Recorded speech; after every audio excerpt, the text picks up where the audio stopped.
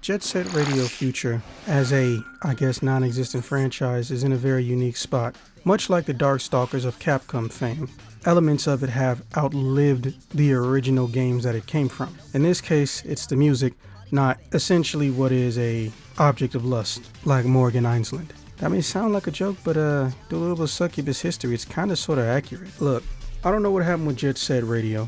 I don't know what happened with Jet Set Radio Future for people to realize, you know what? Hey, there's some potential here, and then for Sega to turn around and think to themselves, fuck it. Even though we've had multiple people ask us to make it, tell us they'll make it for us, ask for a license price, etc., etc.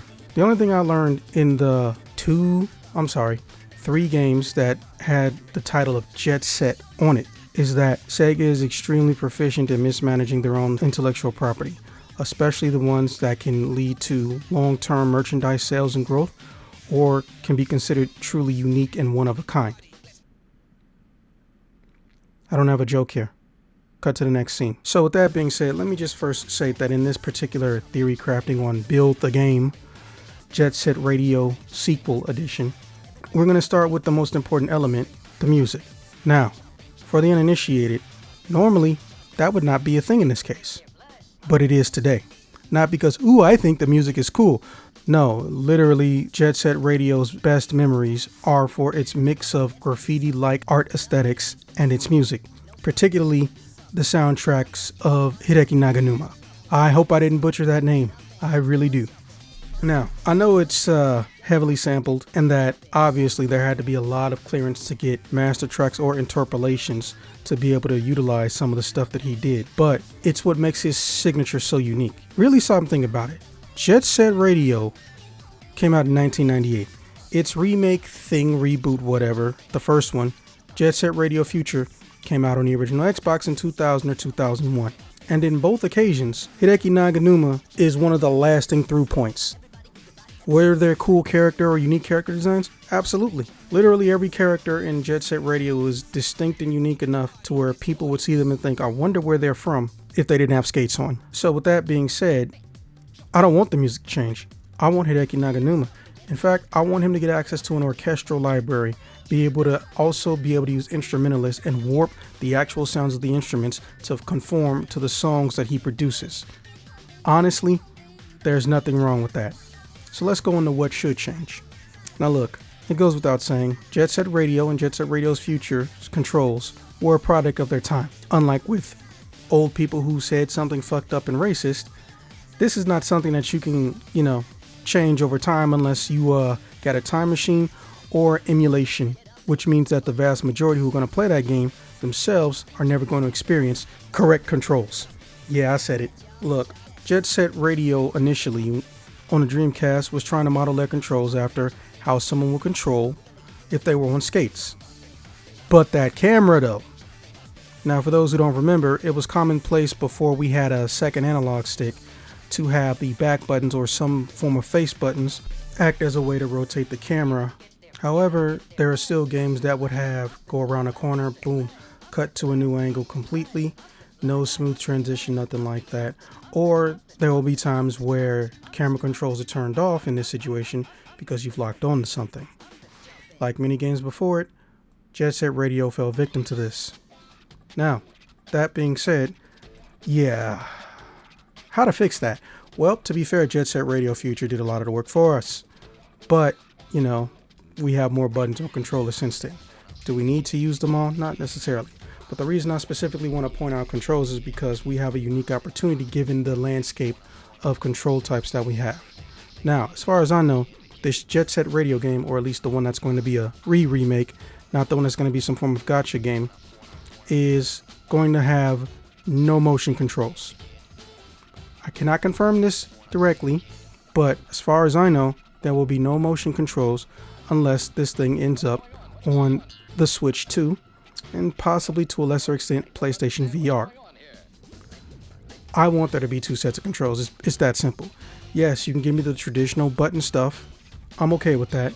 However, should I get this on the Switch 2 or someone finds this glorious title on the PlayStation VR, give us the option to do some form of low tier live tracing, as well as bring back the functionality, or at least it'll be easier to bring back the functionality of giving us the ability to go to an app or a generic website, create our own artistic graffiti design, upload it into the game, or just create some really low tier Photoshop photo editor type color manipulation stuff and let us do that directly inside the game.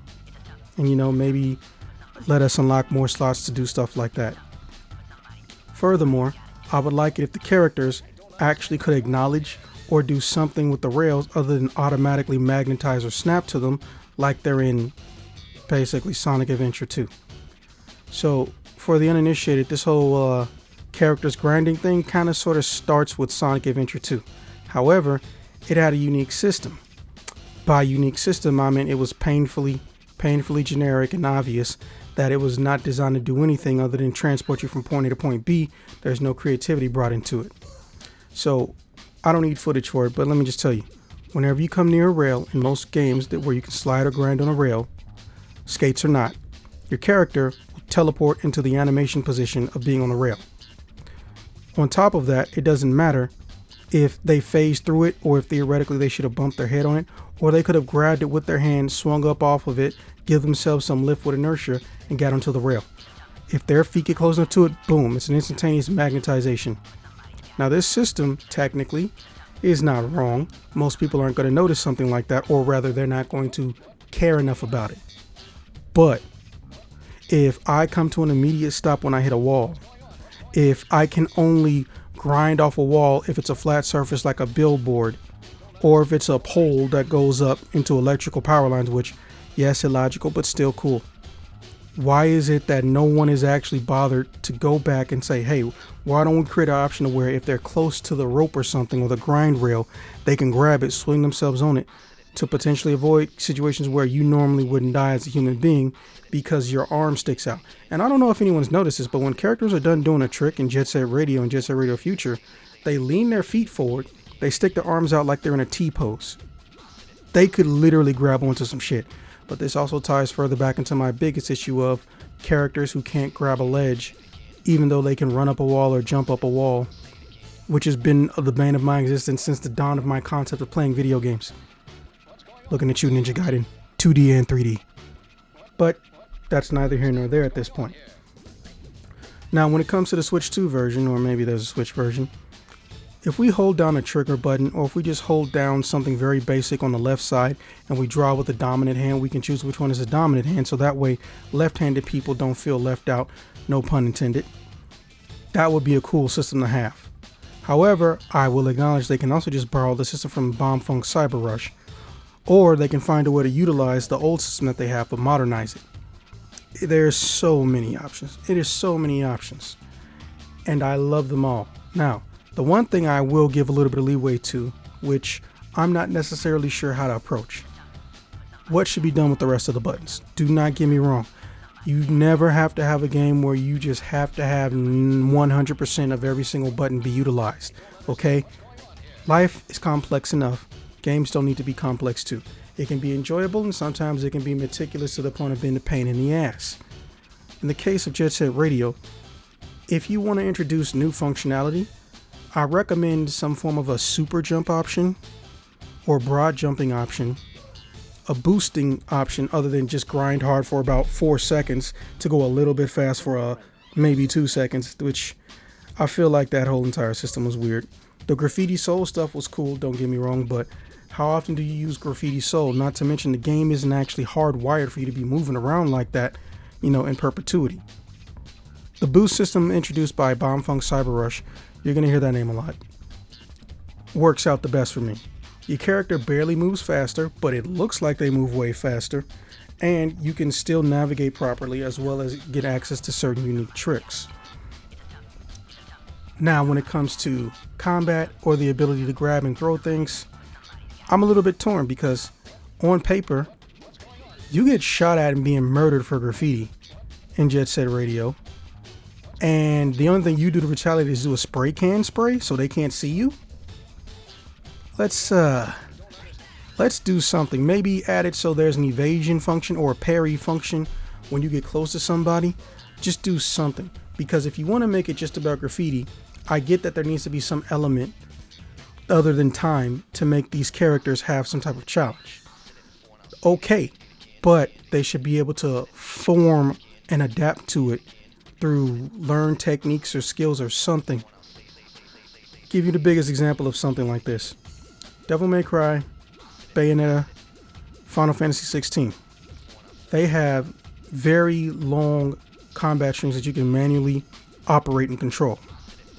And with the exception of Bayonetta 2, for the most part, your enemies do not have a direct sense of retaliation. Yes, they can do their own techniques, but once you get them in the air, pull them into the air, or you're in slow motion, not only do you get some form of a buff or boost or boon in all three of these titles, Bayonetta exclusively having the slow motion stuff unless you count one particular entrance in Devil May Cry, the enemy essentially loses the ability to retaliate. Everyone on the ground just watches them and just pops some popcorn and waits for them to come down so they can wait for their turn to experience a Dynasty Warrior combo without being in Dynasty Warriors. Okay? There needs to be a level playing field, not for the player, but for the player versus the enemy. However, I don't really know what a best control system would look like, what the best practices would be. Maybe just parry some enemy, spray paint them again, or be able to push and shove, or steal their guns and make them not able to work if you're going to continue the whole, hey, let's murder these kids for doing graffiti angle, which still a little disturbing even back then. Yes, it was comical. It was like Bugs Bunny, Daffy Duck's going up against Elmer Fudd, but it still feels weird. Oh, and grabbing on the back of things like cars to go up hills and stuff. Bro, the up button? Really? The up button? You know how many times I accidentally got hit by a car in these games for that shit? Moving on though. The actual story. So this one's a very weird, or I guess, depending on who you ask, bland spot. Basically, you're kids who like listening to a pirate DJ radio station who do graffiti for fun and to show the territory that you claim or that your characters can be found in. Because there's nothing like letting police officers who are trying to murder you know this is the general zip code where you operate. Yeah, just make it easy for the ops to slide. Anyways, so here's the weird part. Here's the really weird part. That's basically all you're doing under a timer. Go to a new area, see a new group of people, get a small introduction to these people, tag shit till they somehow quote unquote get summoned. I guess somebody who isn't cops was looking and said, hey yo, these guys tagging all y'all shit. Which, stop and think about it. Your characters are like the biggest dicks. The GGs are the biggest dicks in this entire fucking game. I know they're cool and they're considered the good guys or the protagonists, but they're really the biggest dicks. They're minding their own business in their little area and they decide, hey, you know what? Let's go expand our territory and let's go fuck up other people's graffiti. Now, don't get me wrong. Illegal graffiti is still illegal graffiti. But if you come behind some illegal graffiti and say, fuck you, I'm going to claim your entire area and your set and all this other shit, and I'm going to overtag your shit, who's really the dick in that situation? But again, video game logic, so it's just a summons to a tournament as far as they view it. So you win these chase sequences or these tag sequences, and then when you get to around the third or fourth rotation of this, you find out that somebody who owns a Rokoku district or Rokoku industry or whatever wants to secretly take over the world by using a special music tone he found to summon a demon from hell that can help him completely take over everything on the planet, or just human minds. And he's using the police to clear you out of the area or to stop you from using your broadcast signal. I know it sounds like I'm barely remembering and I'm half-assing it, but to be fair, that's actually kind of how it's presented. There is still to this day no explanation how DJK knows all of the shit that he does. Remember, he's broadcasting from a pirate radio station at an undisclosed location. Yeah. There's obviously some room for improvement. So look, I'm gonna just keep it simple. Here's what I think. I think these guys are artists, and for some reason, the concept of graffiti style art, not in the form of vandalism, is being outlawed. So you and other groups want to get together and stop this, but something happened in the past before the GGs show up and everyone got disbanded. And as you know, when you disperse and you create inner turmoil and conflicts, your enemy can utilize that to keep you down. So the GGs are on a quest to get everybody to come together so we can take these guys down. And when I say come together, I mean they can't find nobody, no one's talking. Okay, let's go in their areas. Let's tag their shit. Then afterwards, they come out, they get mad at you, but they calm down and listen. And eventually, somebody tells you in this group, once we're getting unified, the reason that we were fighting. It was because it turns out we had a traitor who sold out to the Rococo group and the original final boss. Apparently, he wanted to demolish all these areas with all this graffiti because he realized that graffiti was creating tourism and foot traffic. So areas that he could normally buy because they were cheap or abandoned were suddenly going up in value and going up in price. And because they were going up in value and going up in price, he didn't want to pay for it. So he figured, what's the next best thing? Tell the police to clear out these fucking kids. Remember, guys, in most places, police were not established by state or federal government, depending on where you're from and where you go. I know that applies to Chicago, for example. Anyways. Okay, so look. Here's the situation. I shit you not. You can just take that. Someone finds out. The police find out. They don't care. They take out somebody in a group where they arrest them. Create some drama, some turmoil. Now, everyone's at a united front, and you got two options. Try to take down the cops first. Try to break into the jail. Get your homie back. Or go straight to the source. Go to this Rococo rich bastard and tell this Rococo Cho, whatever his name is, CEO, fuck you. Now we're going to fuck up things you own. Like, we're going to tag your entire skyscraper. We just don't know how yet, you know? And then the DJ gets involved somehow because there's a forum that everyone can go onto, and he's on his like, I can help you with that. And, you know, he creates some situation where you can utilize a helicopter or some sci-fi thing or just some form of bullshit rocket launcher to be able to grind down his building because there's a giant rail going to the ground, and you can cover his building in graffiti, you know? Cops get involved. He accidentally reveals during the boss fight he was using the cops, and since he said it in public and there's people around, now they have to look like the good guys and actually arrest this motherfucker. End of game. See how simple that was? And I mean literally simple. You don't have to go into the long-winded details of characters' backgrounds. In fact, I feel like half the cutscenes should happen in the sense that we're getting to know the characters from different groups and shit like that. Realistically, the only characters you truly got to know was Cube, and I think that dude with the boombox name was just Box, because they actually move along and advance the plot. And they actually have verbal dialogue. Almost everybody else has literally 3 sentences. And one of them is always, yeah! Or some type of action-based grunt that only happens in video games that no one does in real life. Tell me I'm wrong. So yeah, that's the story in a nutshell. Don't make it complex. Just have fun with it. Keep it light, or keep it light but have dark elements to it. No one's gonna complain. Now, when it comes to characters or returning characters, next up, look, you can bring everybody back or you can bring half the crew back.